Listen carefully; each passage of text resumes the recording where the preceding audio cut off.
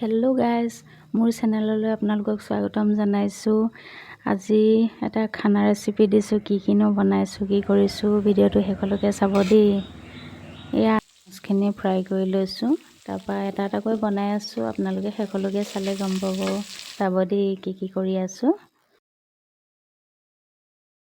কাৰ কাৰ প্ৰিয় ক'ব দেই। ঔটেঙা চব্জিটো মই হ'লে বহুত ভাল পাওঁ টেঙা খাই, তাতে মাছৰ সৈতেতো আৰু ভাল লাগে খাই। এয়া পূৰা ঔটেঙা কাটি দিয়া আপোনালোকক দেখুৱাইছোঁ, লগতে চাব লৈছোঁ।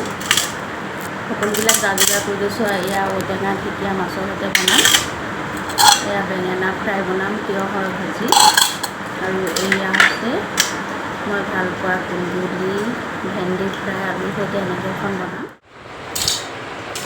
ঔটেঙাখিনি প্ৰথমতে সৰু সৰুকৈ কাটি লওঁ। এইফালে জুই ধৰি লৈ লৰালৰি কৰিব লাগিব। প্ৰথমতে পানীটো গৰমাই আছোঁ।